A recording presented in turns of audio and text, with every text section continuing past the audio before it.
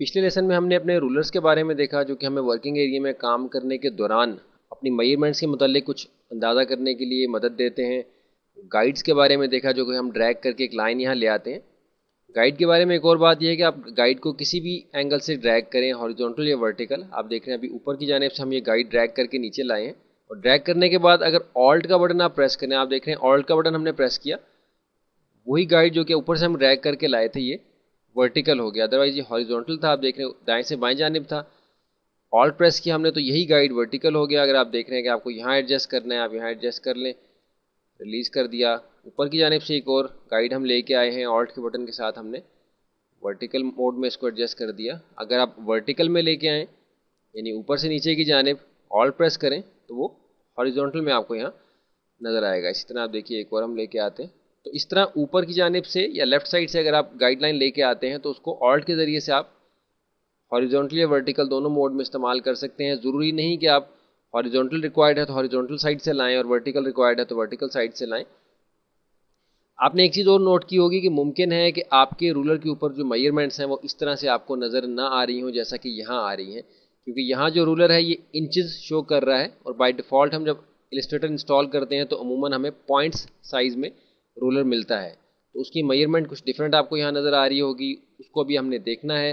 इसके लिए देखिए हमारे पास जो ऑप्शन है, या तो आप अपने वर्किंग एरिया में किसी भी जगह क्लिक कर लें ऑप्शन बार के ऊपर, या कंट्रोल पैनल्स को हम कहते हैं इलस्ट्रेटर में, उसके ऊपर आप देख रहे हैं प्रेफरेंसेस का बटन यहाँ नज़र आ रहा है।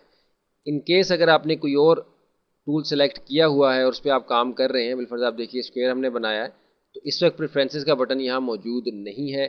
तो दोनों ऑप्शंस आपके पास हैं, या तो सिलेक्शन टूल सेलेक्ट करके किसी भी जगह आप क्लिक करते हैं ब्लैंक एरिया में, ये बटन आपके पास अपीयर हो जाएगा, या फिर दूसरी सूरत में आप एडिट के ड्रॉप डाउन मेन्यू में प्रेफरेंसेस की ऑप्शन है, प्रेफरेंसेस में आप देख रहे हैं सारे प्रेफरेंसेस आपके पास यहाँ ओपन है।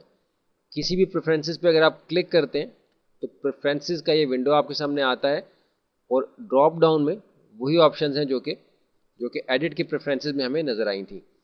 कैंसिल कर दिया। इसी डायलॉग बॉक्स को हम एक्सेस करेंगे इस बटन के ज़रिए से जो कि हमारे ऑप्शन बार के ऊपर यहाँ मौजूद है। क्लिक किया, आप देखें प्रेफरेंसेस का वही विंडो हमारे सामने आ गया। जो चीज़ हमने समझनी है वो इलस्ट्रेटर का यूनिट सेटअप चेंज करना है। यूनिट सेटअप से मुराद वो यूनिट्स हैं जिनमें कि हमारे काम के दौरान वैल्यूज़ शो होती हैं। इसके लिए आप देखिए इस लिस्ट में से हम यूनिट्स एंड डिस्प्ले परफॉर्मेंस में जाएंगे। क्लिक किया, आप देख रहे हैं यहाँ हमारी जर्नल में वैल्यू इंचेस सेलेक्ट हुई भी है, जबकि अमूमन पॉइंट्स में होती है। या आपकी अपनी रिक्वायरमेंट पर डिपेंड करता है कि आप पॉइंट साइज़ में काम करना चाहते हैं, इंचेस में, मिलीमीटर्स में, पिक्सल्स में, जिस तरह से भी आप काम करना चाहें आप उसमें स्केल अपना एडजस्ट कर सकते हैं। आप देखिए अगर हम इंचेस में मौजूद हैं, पॉइंट्स में जाते हैं तो आपने अपने इस रूलर के ऊपर इस वक्त नज़र रखनी है। जैसे ही मैं ओके करूँगा आप देखेंगे यहाँ आपको तब्दीली नज़र आएगी ऊपर की जानिब और लेफ़्ट साइड पे। ओके किया तो आप देख रहे हैं यहाँ आपकी वैल्यू चेंज होगी। अब जो आपका रूलर शो कर रहा है ये पॉइंट साइज़ में वैल्यूज़ शो कर रहा है। दोबारा से प्रेफरेंसेस में गए, drop down, units and display performance,